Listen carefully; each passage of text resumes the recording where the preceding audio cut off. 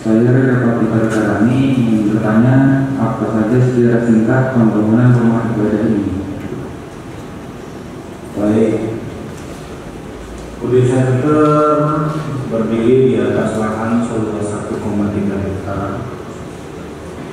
Pada awalnya di tahun 2008 itu dimulai pematangan lahan dan kemudian dilakukan pemancangan tiang pertama,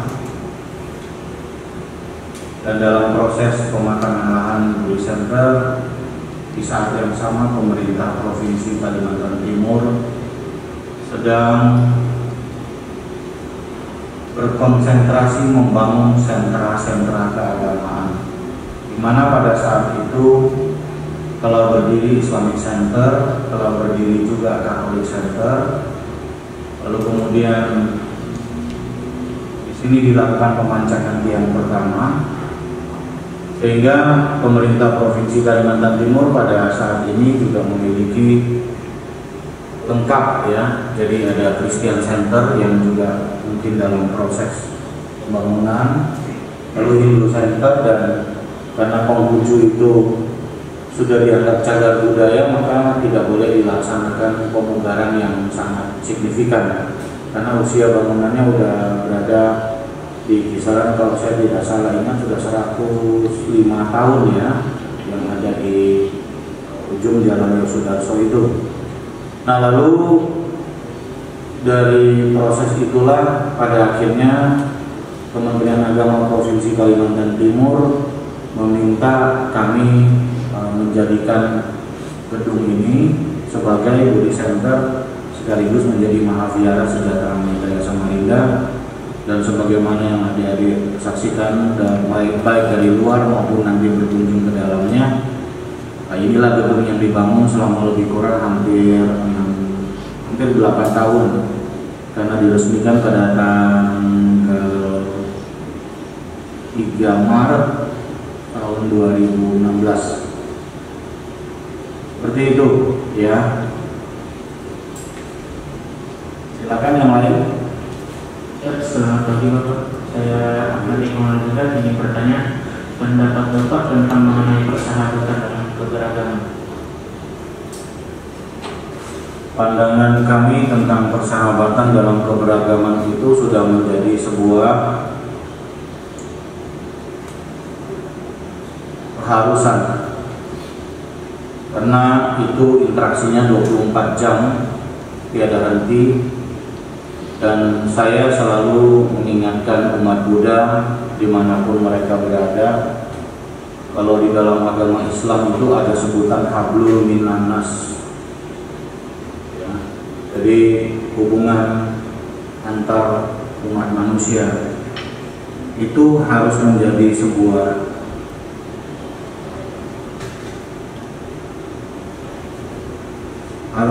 sebuah pandangan yang menjadi the way of life bagi umat Buddha. Jadi umat Buddha itu gampang berinteraksi dengan seluruh kalangan, karena saya juga yakin dan percaya umat Buddha sudah dewasa di dalam menjaga iman mereka, sehingga kalau mereka berada di tengah-tengah umat beragama yang lain, umat beragama yang lain itu tidak merasa takut. Jadi interaksinya itu sangat cair sekali, dan itu harus terjadi dalam kehidupan kita 24 jam. Jadi kalau ada sebutan hablum minan nas, maka saya juga sering berdiskusi dengan kawan-kawan lintas iman yang hablum minallahnya biar masing-masing ya, karena bagaimanapun itu sudah urusan yang sangat privasi, ranah private kita dengan Sang Empunya kehidupan ya, dari Tuhan yang Maha Esa, yang sama-sama kita tinggikan, yang sama-sama kita muliakan. Kira-kira seperti itu ya. Nama saya Muhammad Zain Zafar. Saya ingin bertanya, apakah ada tantangan yang dihadapi selama proses pemindahan rumah ibadah ini? Jika iya, jelaskan serta bagaimana tantangan itu diselesaikan. Sama sekali tidak ada kendala. Kenapa itu bisa terjadi, kenapa itu bisa berjalan dengan begitu lancar? Sekali lagi, karena komunikasi. Ketika kita membangun sebuah komunikasi yang tulus dan ikhlas, penuh keterbukaan, seperti ada satu istilah, jangan ada dusta di antara kita, nah maka semua akan menjadi baik adanya. Niat yang baik pasti akan menghasilkan pekerjaan-pekerjaan yang mulia. Dan ini kita rajut. Ketika pertama kali saya datang kepada para tokoh-tokoh masyarakat di sekitar sini, kita malah berkolaborasi dengan mereka. Bagaimana kita bisa bersama-sama, dan pada akhirnya kehadiran Budi Center benar-benar menjadi sebuah kehangatan buat warga di sekitar. Ini bisa dibuktikan, ini adalah tahun ke-8 di mana kami setiap tahun sangat konsisten untuk melaksanakan kegiatan bersama-sama yang melibatkan 43 RT di sekitar Budi Center. Hanya karena pandemi kita tidak bisa berkumpul, tapi kalau sudah endemi, setiap bulan suci Ramadan contohnya, kita pasti mengundang masyarakat untuk buka puasa bersama di Budi Center.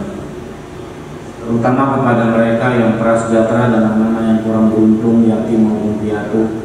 Dan itu mereka mendapatkan bingkisan dari para donatur.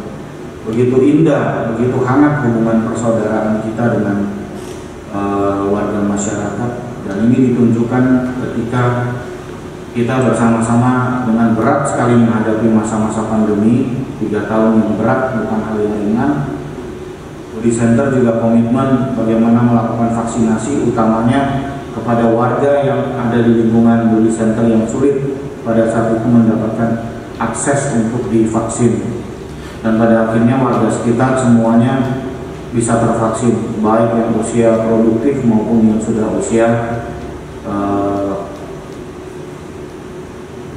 tua. Kira-kira seperti itu.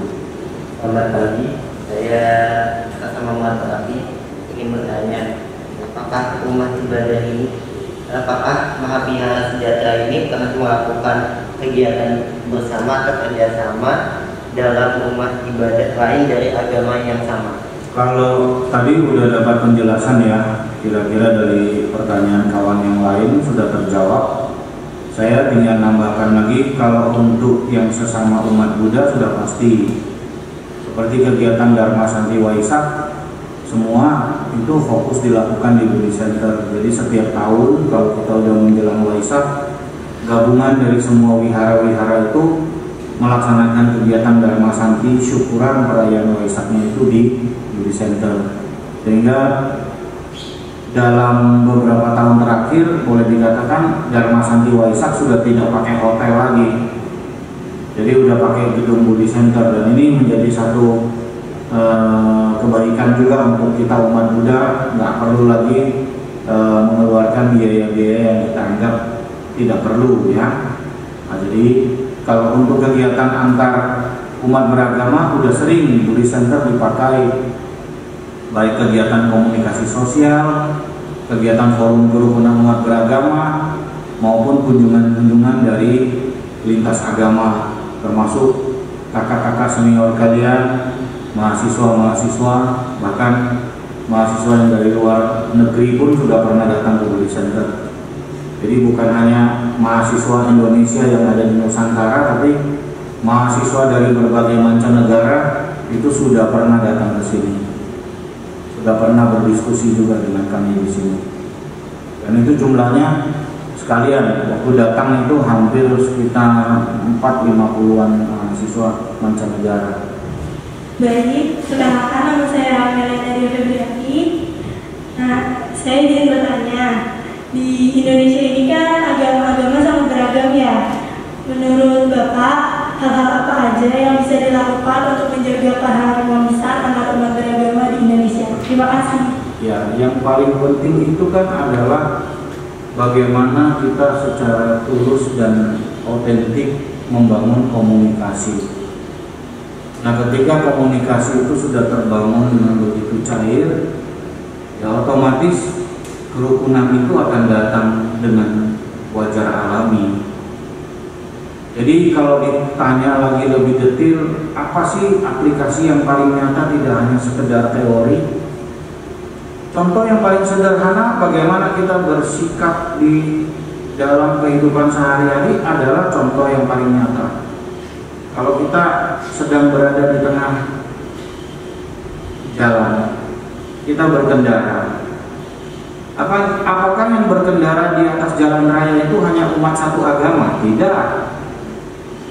Beragam karakter manusia ada di atas jalan raya.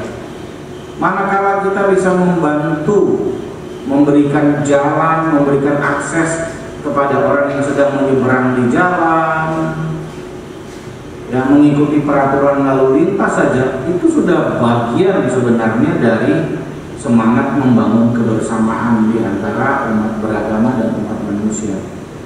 Nah, ditambah lagi dengan adanya diskusi-diskusi, seminar-seminar, pertemuan-pertemuan seperti pagi ini ya. Nah, ini salah satu cara bagaimana kita mengenal satu dengan yang lain secara lebih dekat. Kan ada istilah tak kenal maka tak sayang.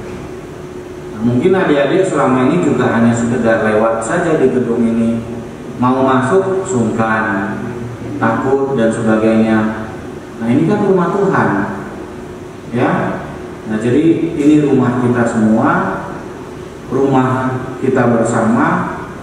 Sehingga contoh di Budi Center, kenapa Anda tidak melihat ada gambar dewa-dewi ya, pernak-pernik yang aroma dupa dan sebagainya?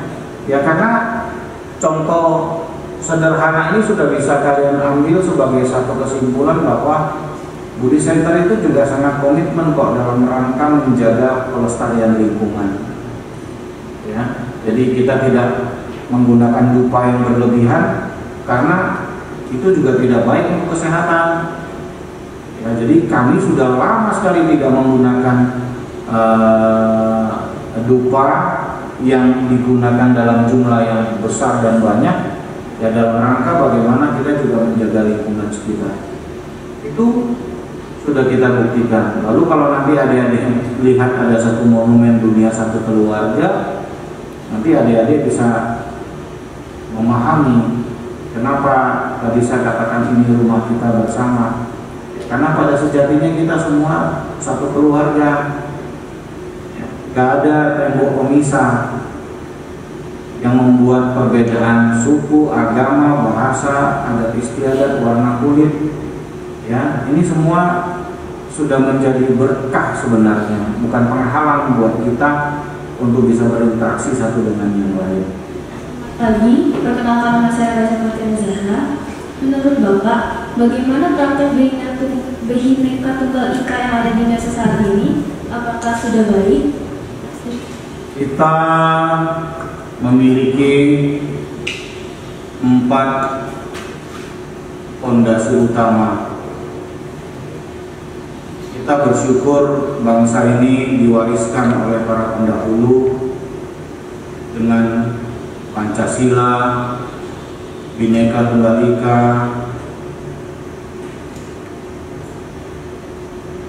NKRI, dan Undang-Undang Dasar 1945. Saya sering menyebut ini dengan istilah PBNU. Ya, jadi Pancasila, Bhinneka Tunggal Ika, NKRI, dan Undang-Undang Dasar 1945. Dan salah satu yang termaktub di dalamnya adalah Bhinneka Tunggal Ika. Berbeda-beda namun kita tetap satu. Itu dicengkram oleh burung Garuda yang begitu kuat, ya, sehingga di dalam genggaman kakinya burung Garuda, bangsa ini bisa terbang lebih tinggi lagi, menjadi bangsa yang besar dengan kepatan sayapnya yang luar biasa. Nah, ini anugerah. Dan adik-adik perlu catat juga, sebenarnya bukan hanya sekedar Bhinneka Tunggal Ika, ada sambungannya. Sambungannya adalah tanhana dharma marwa. Tiada kebenaran yang mendua. Jadi kebenaran yang absolut, sehingga kita semua dibekali dengan satu falsafah yang begitu kuat, dan adik-adik semua harus sama punya pandangan itu. Ya, saya tentu berharap suatu hari kamu bisa sekolah Lemhanas. Sekolah itu penting buat kalian kalau bisa. Jangan kalah.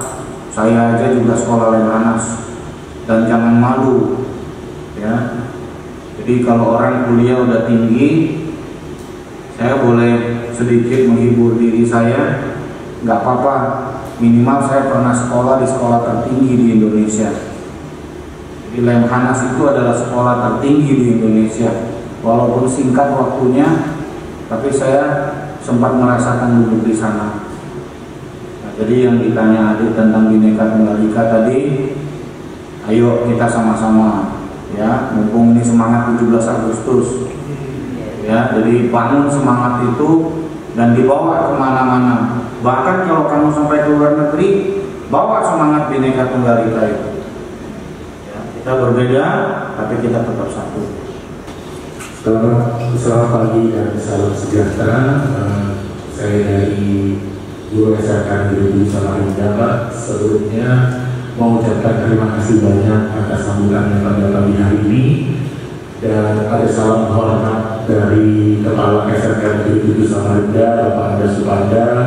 Beliau mengutarakan mengucapkan mohon maaf tidak bisa mendampingi karena kebetulan pagi hari ini ada serah terima jabatan Kepala Dinas Provinsi Kaltim, jadi beliau menghadiri di sana. Pada dasarnya untuk P5, proyek pemuatan profil pelajar Pancasila adalah salah satu wujud apresiasi yang kami guru-guru itu sungguh luar biasa, dikarenakan baru ini ada program yang dimana P5 itu anak-anak bisa fokus belajar mengenai Pancasila. Tujuan dari P5 ini di kurikulum Merdeka salah satunya adalah memperbaiki bahwa Indonesia ini kembali lagi ke Bhinneka Tunggal Ika. Maka dari pengalaman ini luar biasa, anak-anak sudah mulai terbuka mindsetnya yang dulu menganggap mayoritas minoritas, sekarang sudah mulai kita pancing dengan bagaimana kita bisa bersatu dalam semua kerukunan antar beragama. Di sini dari pihak sekolah kami mengucapkan terima kasih yang sebanyak-banyaknya. Semoga